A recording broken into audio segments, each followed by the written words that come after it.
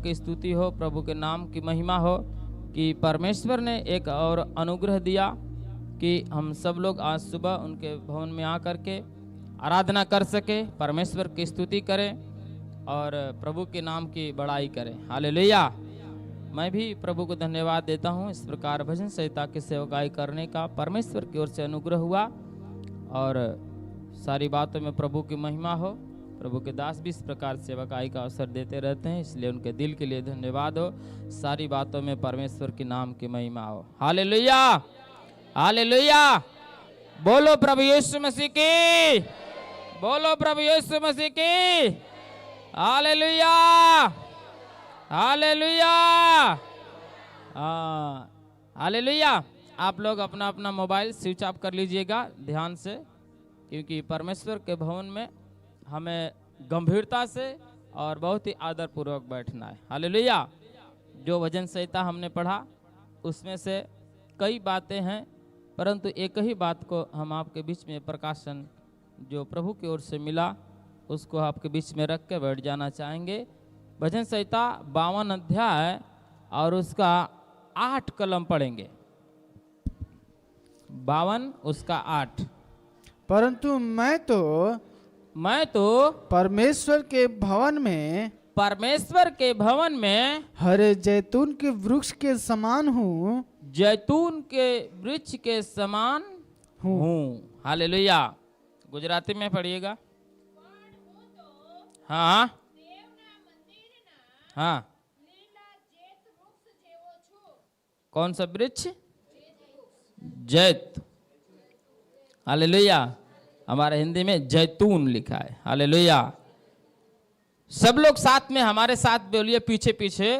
परंतु मैं तो परमेश्वर के भवन में हरे जैतून के वृक्ष के समान हूं। जैतून के वृक्ष के समान कहां हूं?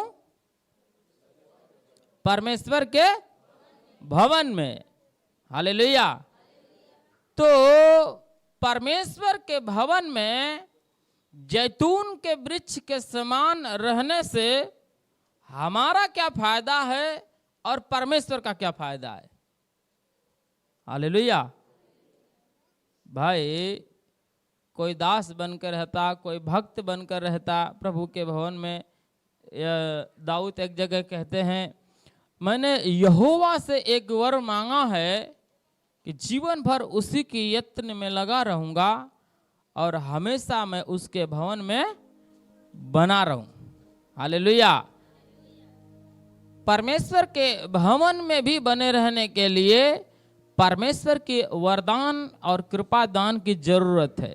हालेलुया। परंतु यहाँ पर प्रभु के दास दाऊद कहते हैं, मैं तो परमेश्वर के भवन में हरे जैतून के वृक्ष के समान। हालेलुया। किसके समान? जैतून के वृक्ष के समान। कहां पर? परमेश्वर के भवन में।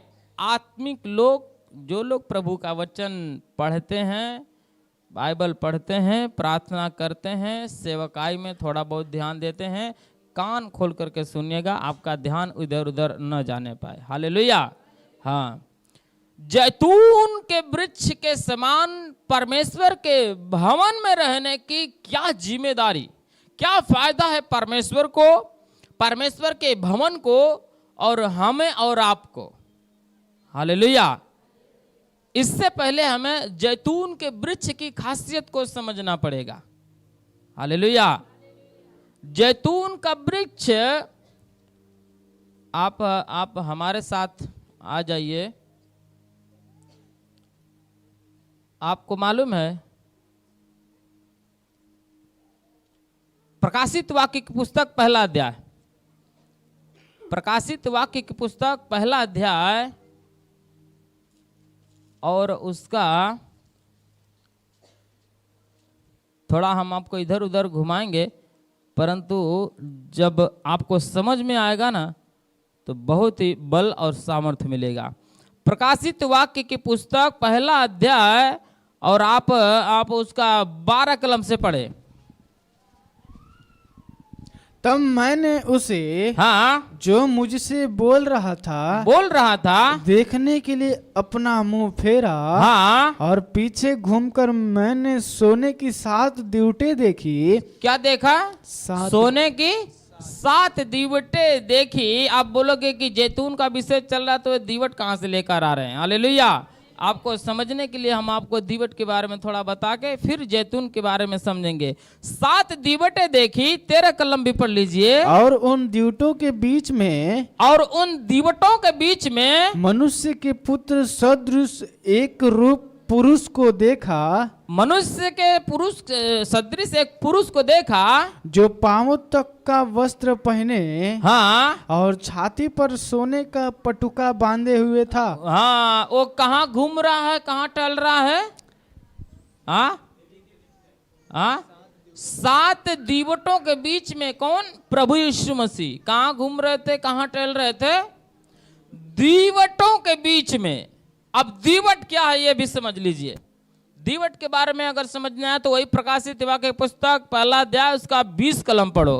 अर्थात उन 7 तारों का भेद, उन 7 तारों का भेद जिन्हें तूने मेरे दाहिने हाथ में देखा था। हाँ, और उन 7 सोने की दीवटों का भेद, 7 सोने की दीवटों का भेद। वे 7 तारे 7 कलीसियाओं के दूत है। 7 तारे 7 कलीसिया के दूत है। और वे 7 दीवट 7 कलीसियाएं हैं। 7 दीवट क्या है? 7 कलीसियाएं। दीवट को कलीसिया के साथ दर्शाया गया है। हालेलुया। प्रभु यीशु मसीह कहां फिर रहे हैं? दर्शन में देख रहे हैं यूहन्ना। हाँ, दीवट के बीच में, कलीसिया के बीच में। हालेलुया। दीवट के बीच में, कलीसिया के बीच में। एक जगह उसी में पहला अगर आप पढ़ोगे तो इफिसुस की कलीसिया को प्रभु यीशु मसीह ने यही कहा था कि मन नहीं फिराएगा तो मैं तेरे बीच में से दीवट को हटा दूंगा। हालेलुया। क्योंकि दीवट ही एक ऐसा स्थान है, कलीसिया ही एक ऐसी स्थान है जिस पवित्र लोगों की सभा में परमेश्वर की उपस्थिति उतरती है, उसको कलीसिया कहते हैं। उसी स्थान में एक पापी मनुष्य आकर के पवित्र जीवन जीने का मन, स्वभाव, वातावरण और आचरण पाता है। यदि दीवट नहीं रहा, कलीसिया न रही, तो इस धरती पर एक पापी मनुष्य को परिवर्तित होकर के पवित्रताई का जीवन जीना नामुमकिन है। कठिन नहीं, नामुमकिन है। इसीलिए प्रभु यीशु मसीह कहते हैं इफिसुस की कलीसिया को, यदि मन नहीं फिराया तो मैं दीवट को हटा दूंगा। उस संगति को जहां पर मैं आकर के राह देखता हूं वहां पर तू मन नहीं फिराया। जिस कलीसिया में प्रचार होता है, जिस जगह पर प्रभु का प्रचार होता है, जहां पर परमेश्वर के नियम सिखाए जाते हैं, आज्ञाएं सिखाई जाती, उस स्थान और उस शिक्षा का बहिष्कार करने वाले व्यक्ति को, इफिसुस की कलीसिया को प्रभु कहते दीवट को हटा दूंगा। अगर पवित्र लोगों का झुंड तुमसे लुप्त हो गया तो तुम्हारा पवित्र जीवन जीना, मन फिराना नामुमकिन है। फिर पापियों के लिस्ट में चले जाओगे और न्याय के समय पर आंख बंद करके तुमको नरक की आग में धक्का मार दूंगा। हालेलुया। दीवट को समझा रहा हूं आपको जैतून को समझाने के लिए। हालेलुया।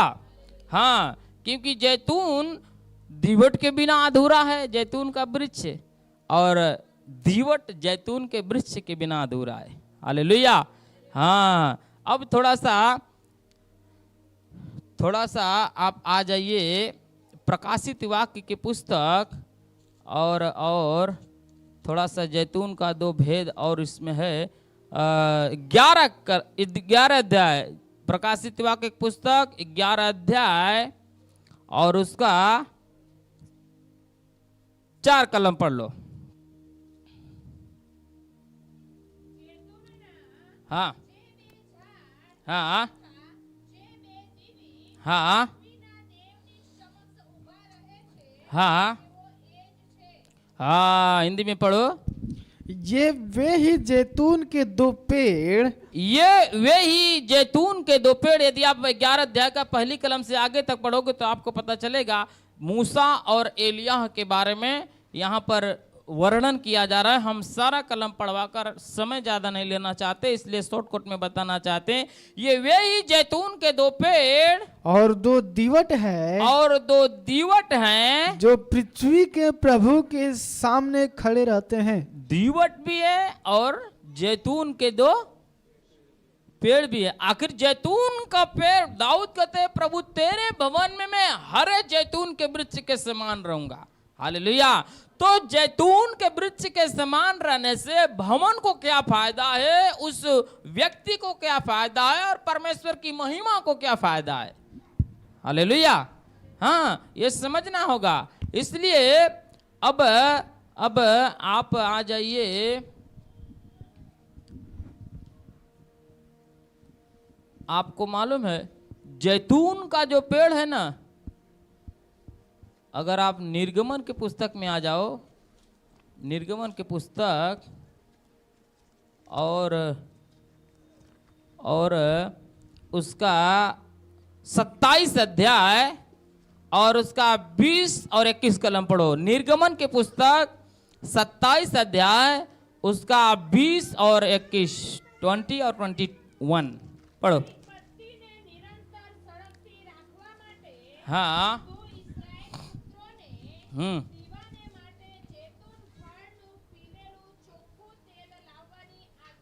हाँ, हिंदी में पढ़ो। फिर तू इजराइलियों को आज्ञा देना कि मेरे पास दीवट के लिए कूट के निकाला हुआ जैतून का निर्मल तेल ले आना। हाँ, जिससे दीपक नित्य जलता रहे। क्या जलता रहे? दीपक। जैतून का पेड़ के फल से कोई फायदा नहीं है। हालेलुया। परमेश्वर क्या कर रहे हैं? जो परमेश्वर के भवन में, परमेश्वर के उपस्थिति में, पवित्र स्थान में जो दिया, जो दीपक जलाया जाएगा, प्रभु कहते देसी घी का इस्तेमाल उसमें मत करना, महंगा से महंगा कोई तेल मत डालना। आखिर लोग धूप ग्यारह करते हैं, दिया जलाते हैं, तो क्या करते हैं? देवताओं को बड़ा आदर देने के लिए महंगा से महंगा जो एकदम बेस्ट क्वालिटी का घी लगाएंगे। घी से बढ़िया और क्या दिया में डाला जाता है कि नहीं? उससे महंगा कुछ है नहीं, इसलिए वो जलाते हैं ताकि देवता लोग खुश हो जाएं, है कि नहीं? परंतु यहाँ पर परमेश्वर क्या कहते हैं?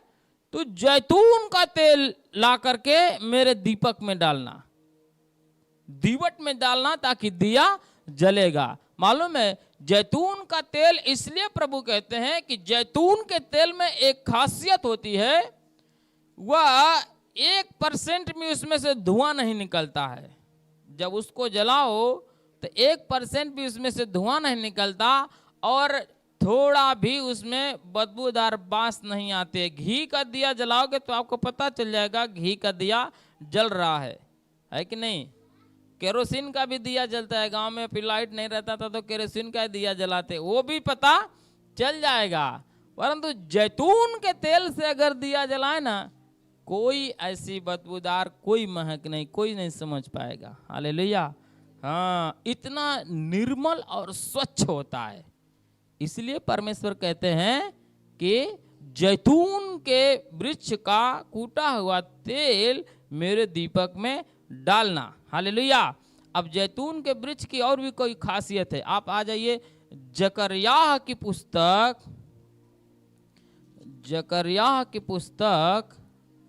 और उसका 4 अध्याय और उसका 2 कलम से पढ़ो।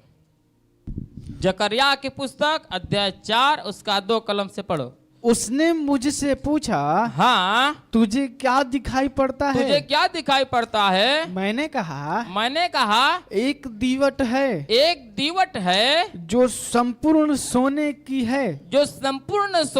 है, और उसका कटोरा उसकी चोटी पर है, और उस पर उसके 7 दीपक है, जिनके ऊपर बत्ती के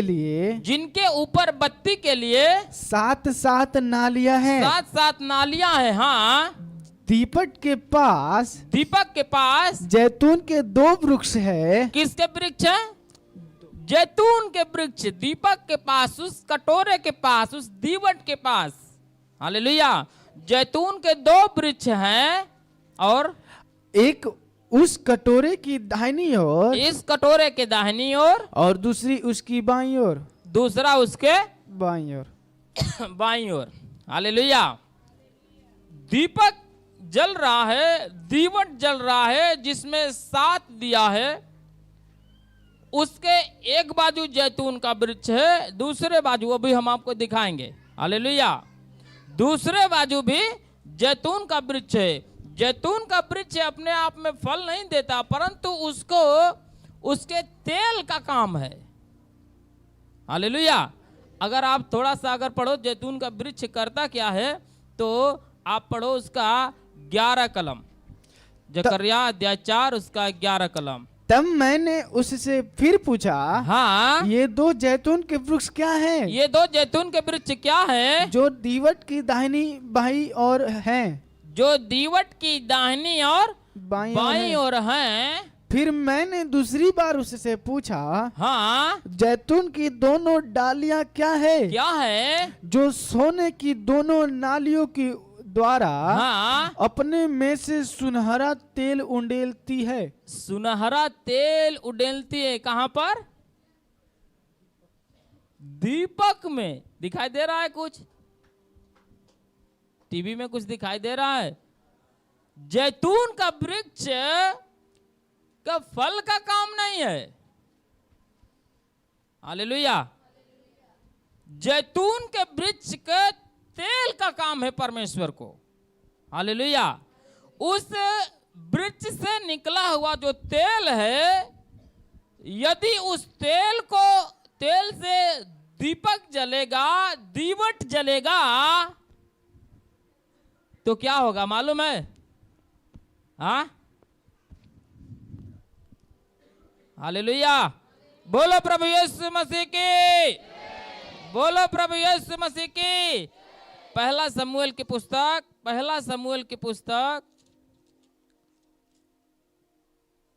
और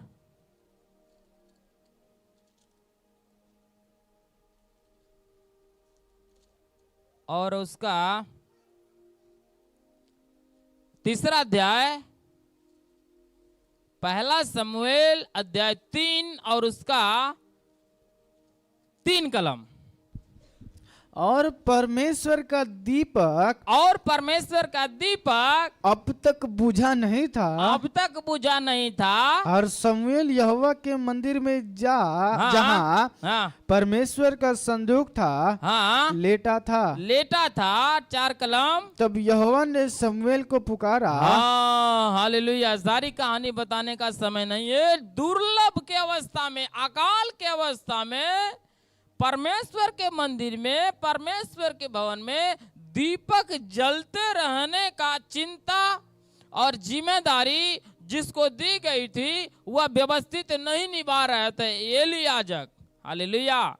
परंतु जब शमूएल आया, 4 साल का उम्र में था, फिर भी वह संदूक के पास सोता था, हालेलुया। और दीपक जलता रहे, इसलिए उसमें जैतून का तेल वह डाला करता था, और वो दीपक जलता रहा। और दीपक जलते रहने के कारण सर्वशक्तिमान परमेश्वर अकाल की अवस्था में किसको पुकारा? शमूएल को, हालेलुया, हालेलुया। हाँ, जैतून का वृक्ष अपने आप में क्या रखता है? हाँ, क्या रखता है? हाँ, इतना कहानी बता गया मैं। हाँ, तेल, हालेलुया। जैतून के वृक्ष में जो स्वच्छ और निर्मल तेल निकलता है, उस तेल को यदि कटोरे में उंडेला जाए और कटोरा दीवट में उंडेला जाए, तो दीवट पे जो बाती रखी है वो जलेगी, हालेलुया। और जब बाती जलेगी तब परमेश्वर आ खड़ा होंगे, हालेलुया, हाँ, किसी और तेल से जलने वाली बाती से प्रभु यीशु मसीह को प्रसन्नता नहीं है। हालेलुया।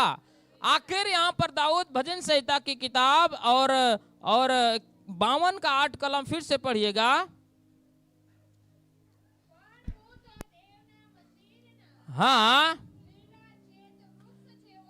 हाँ, मैं तो परमेश्वर के भवन में हरे जैतून के वृक्ष के समान रहूंगा। वृक्ष के समान इसलिए क्योंकि मैं जो वृक्ष हूँ, मुझ में जो तेल होगा उससे दीवट दिया को जलाने के काम आएगा। हालेलुया।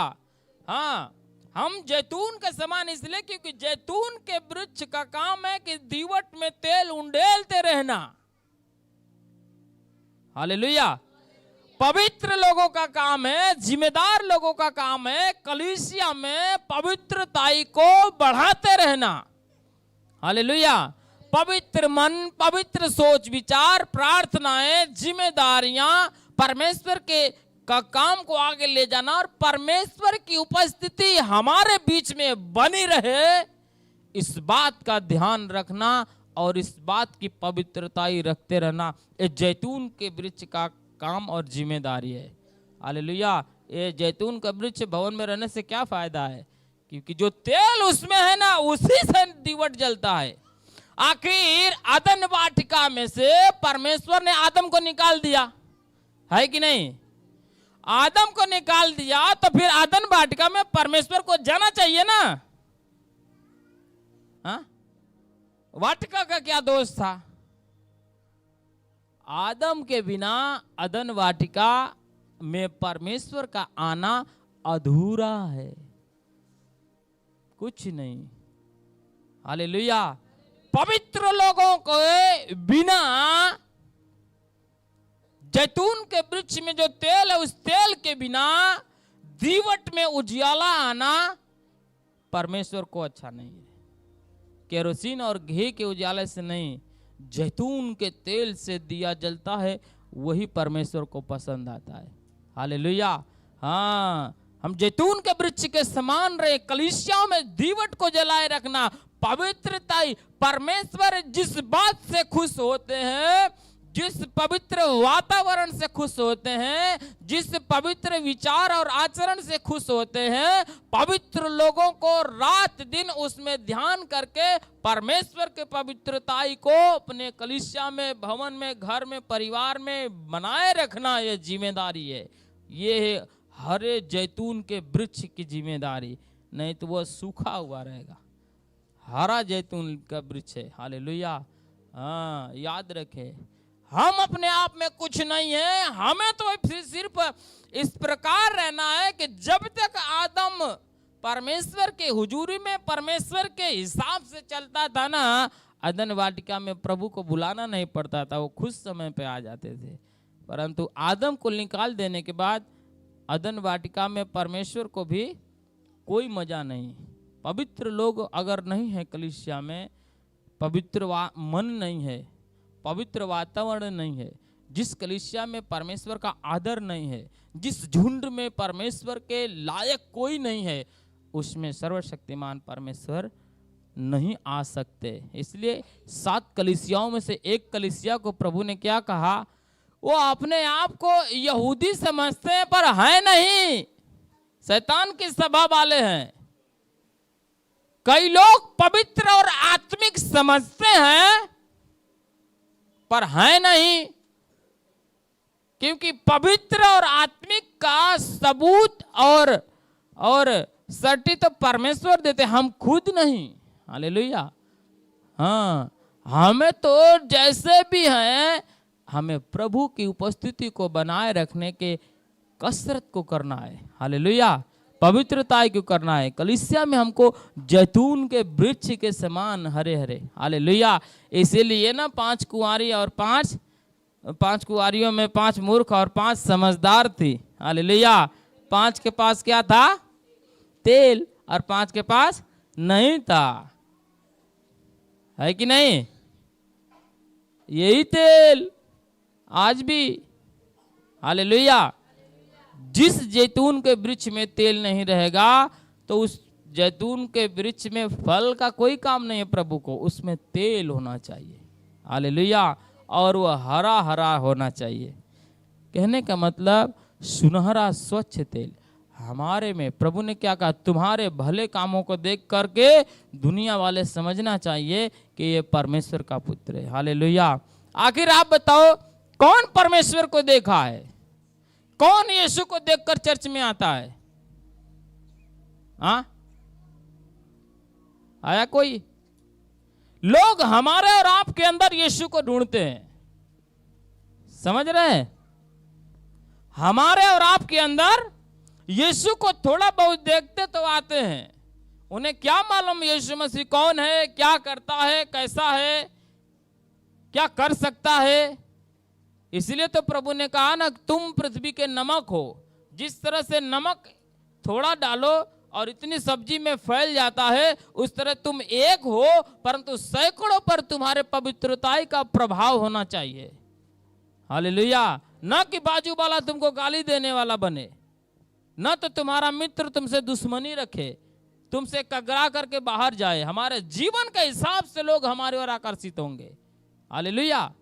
हाँ, हमको स्वाद देने वाला। नमक अपने आप में स्वादिष्ट नहीं है तो पैरे तले रौंदा जाए, ऐसा लिखा है। जैतून का वृक्ष में तेल नहीं है तो अभी कोई काम का नहीं। अब वृक्ष भी अपने आप में कुछ नहीं है। वृक्ष तो सिर्फ कटोरे में तेल डालने के लिए, दीवट में, कलीसिया में। हालेलुया।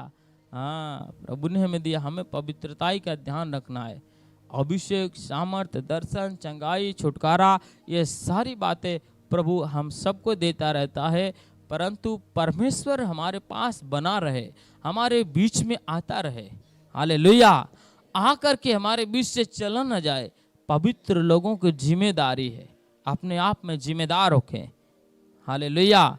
हाँ, हमारे तेल में से कोई बदबू नहीं आनी चाहिए, कोई धुआं नहीं उठना चाहिए। हालेलुया। अपने आप में जो पवित्रता है, उसी पवित्रता को स्वच्छ और निर्मल करने के लिए रात दिन कसरत करें और मेहनत करें, नहीं तो हमारी पवित्रता खिंग हो जाएगी, कोई काम की नहीं रहेगी। हालेलुया। हाँ, इसलिए प्रभु, हमारा समय समाप्त होता है, इसलिए प्रभु आप सबको इस भजन संहिता से आशीष दे। आगे का समय मैं कुआर को देता हूँ।